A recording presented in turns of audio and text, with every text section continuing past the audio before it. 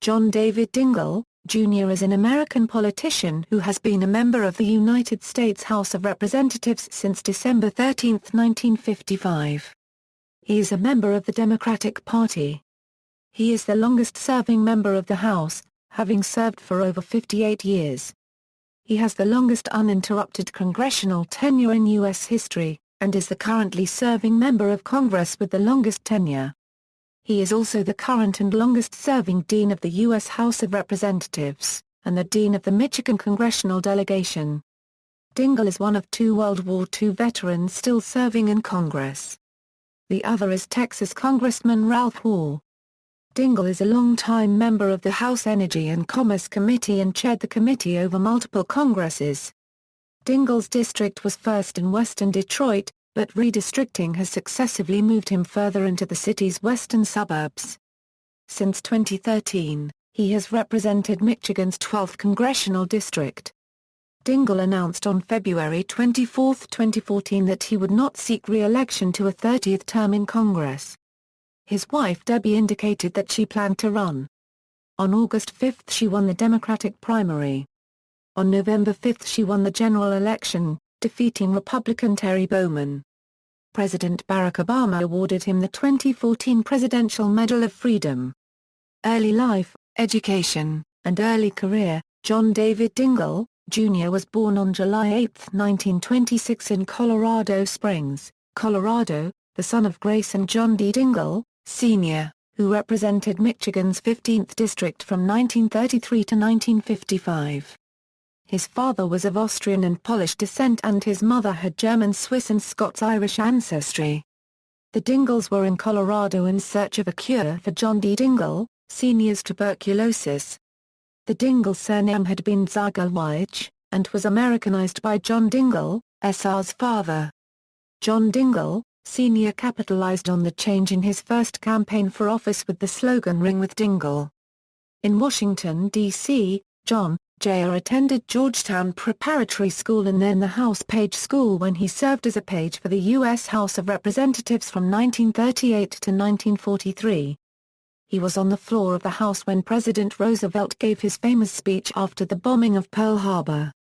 In 1944, at the age of 18, Dingell joined the United States Army. He rose to the rank of second lieutenant and received orders to take part in the first wave of a planned invasion of Japan in November 1945. The congressman has said President Truman's decision to use the atomic bomb to end the war saved his life. He then attended Georgetown University in Washington, D.C., where he graduated with a Bachelor of Science degree in chemistry in 1949 and a J.D. in 1952. He was a lawyer in private practice, a research assistant to U.S. Circuit Court Judge Theodore Levin, a congressional employee, a forest ranger, and assistant prosecuting attorney for Wayne County until 1955. U.S. House of Representatives, elections. In 1955, John S. died and John, Jr. won a special election to succeed him. He won a full term in 1956 and has been re-elected 29 times, including runs in 1988 and 2006 with no Republican opponent. He has taken less than 62% of the vote on only 2 occasions. In 1994, when the Republican Revolution swept the Republicans into the majority in the House of Representatives for the first time since 1954, Dingell received 59% of the vote. In 2010, when the Republicans retook control of the House of Representatives, Dingell received 57% of the vote. Between them, he and his father have represented the southeastern Michigan area for 80 years. His district was numbered as the 15th district from 1955 to 1965, when redistricting merged it into the Dearborn-based 16th district. In the primary that year, he defeated 16th district incumbent John Lisinski, Jr. In 2002, redistricting merged Dingell's 16th district with the Washtenaw County and western Wayne County-based 13th district, represented by fellow Democratic Representative Lynn Rivers, whom Dingell also bested in the Democratic primary. The 15th district for the 109th Congress included Wayne County suburbs generally southwest of Detroit, the Ann Arbor and Ypsilanti areas in Washtenaw County, and all of Monroe County. For many years, Dingell represented much of western Detroit itself, though Detroit's declining population and the growth of his suburbs has pushed all of Detroit into the districts of fellow Democratic representatives, including John Conyers. Dingell has always won re-election by double-digit margins, although the increasing conservatism of the white suburbs of Detroit since the 1970s led to several serious Republican challenges in the 1990s. With the retirement of Jamie L. Whitten, the death of William Natcher, and the defeat of Texas Representative Jack Brooks at the start of a new Congress in January 1995, he became the Dean of the United States House of Representatives even though fellow Representative Sidney Yates had served non-consecutive terms earlier than Dingell. He is one of 3 people to serve in the House for 50 years, the others being Whitten and Carl Vinson. Tenure. Dingell is generally classified as a moderately liberal member of the Democratic Party, and throughout his career he has been a leading congressional supporter of organized labor, social welfare measures and traditional progressive policies. At the beginning of every Congress, Dingell introduces a bill providing for a national health insurance system, the same bill that his father proposed while he was in Congress. Dingell also strongly supported Bill Clinton's managed care proposal early in his administration. On some issues, though, he reflects the democratic values of his largely Catholic and working-class district. He supported the Vietnam War until 1971. He supported all the civil rights bills, but opposed expanding school desegregation to Detroit suburbs via mandatory busing. He takes a fairly moderate position on abortion. He has worked to balance clean air legislation with the need to protect manufacturing jobs. An avid sportsman and hunter, he strongly opposes gun control, and is a former board member of the National Rifle Association. For many years, Dingell has received an A+ rating from the NRA. The political analyst Michael Barone wrote of Dingell in 2002, on December 15, 2005, on the floor of the House, Dingell read a poem sharply critical of, among other things, Fox News, Bill O'Reilly and the so-called War on Christmas. Along with John Conyers, in April 2006, Dingell brought an action against George W. Bush and others alleging violations of the Constitution in the passing of the Deficit Reduction Act of 2005. The case was ultimately dismissed for lack of standing. After winning re-election in 2008 for his 28th consecutive term, Dingell surpassed Whitten's record for having the longest tenure in the House on February 11, 2009. In honor of the record, Michigan Governor Jennifer Granholm declared February 11, 2009, to be John Dingell Day. As of June 9, 2013, Dingell had served with 2,445 different U.S. representatives in his career. Energy and Commerce Chairman. During his first stint as chairman of the Energy and Commerce Committee, Dingell was regarded by analysts as one of the 4 or 5 most powerful members of the House. Dingell is well known for his approach to congressional oversight of the executive branch. He has subpoenaed numerous government officials to testify before the committee and grilled them for hours, insisting that all who testify before his committee do so under oath, thus exposing them to perjury charges if they did not tell the truth. He and his committee have uncovered numerous instances of corruption and waste, such as the use of $600 toilet seats at the Pentagon. He also claims that the committee's work led to resignations of many Environmental Protection Agency officials, and uncovered information that led to legal proceedings that sent many Food and Drug Administration officials to jail. After serving as the committee's ranking Democratic member for 12 years, Dingell regained the chairmanship in 2007. According to Newsweek, he had wanted to investigate the George W. Bush administration's handling of port security, the Medicare prescription drug program and Dick Cheney's Energy Task Force. Time magazine has stated that he had intended to oversee legislation that addresses global warming and climate change caused by carbon emissions from automobiles, energy companies and industry.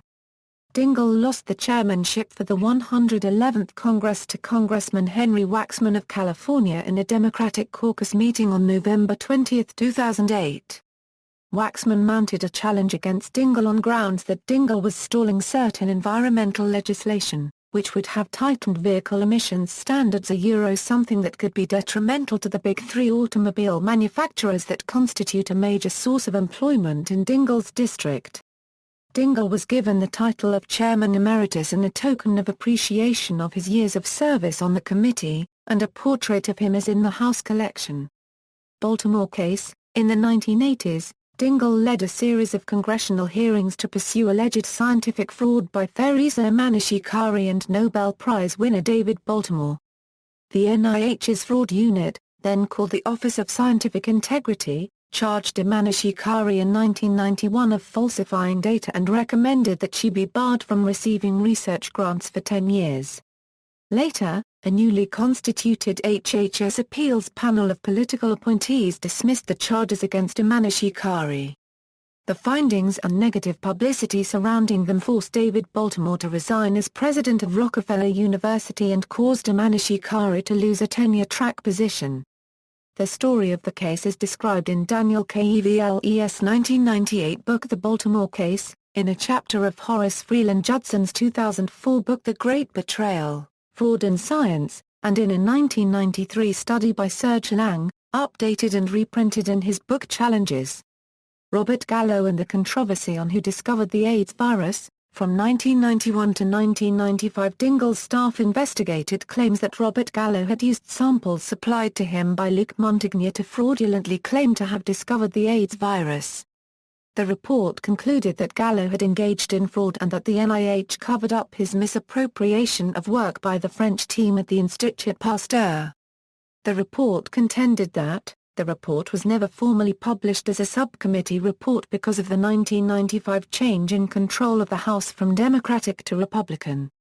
Other accusations against Gallo were dropped, and while Montagnier's group is considered to be the first in isolate the virus, Gallo's has been recognized as first to prove that this virus was the cause of AIDS.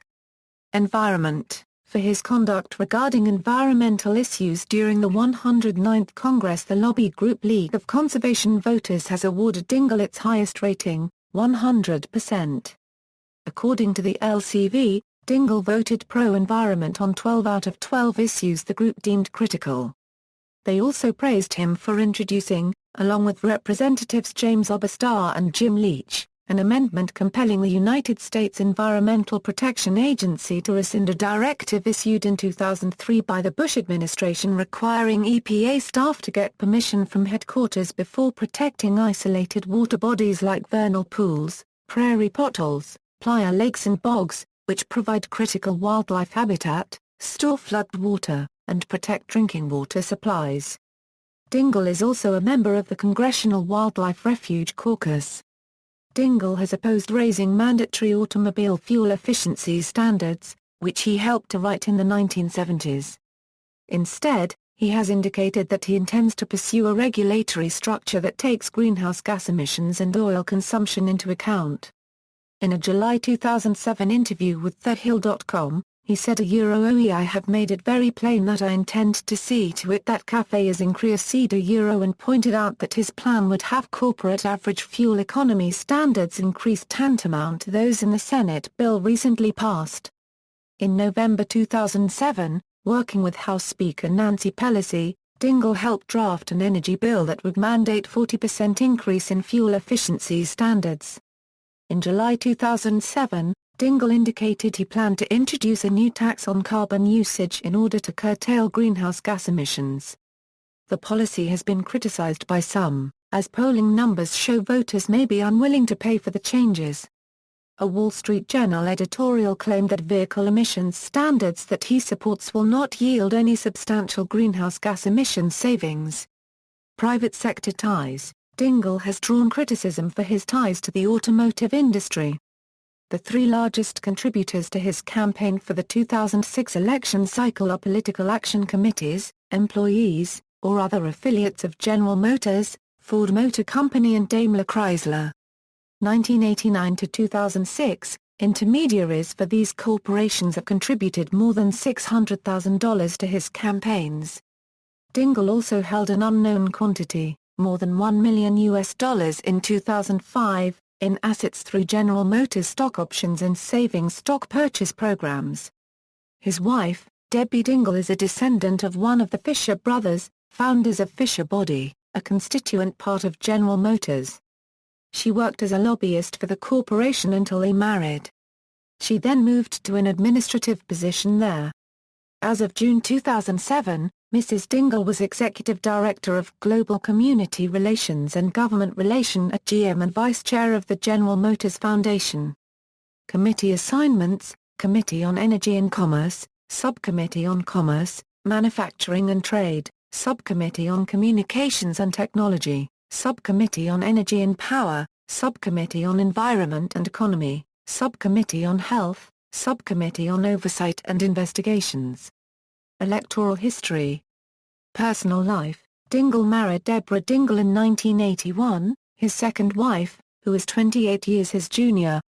He has 4 children from his first marriage in 1952 to Helen Inebri, an airline flight attendant. They divorced in 1972. Dingell's son Christopher D. Dingell served in the Michigan State Senate and is currently a judge on the Michigan Third Circuit Court. In November 2014, Dingell's wife Debbie won the election to succeed him. When she is sworn in, she will be the first non-widowed woman to immediately succeed her husband in Congress. References. Further reading: Congressional Quarterly, Politics in America, 1992 ppA 766 Barron, Michael. The Almanac of American Politics, detailed summary of Dingell's political and congressional roles and key votes in each Congress since 1974.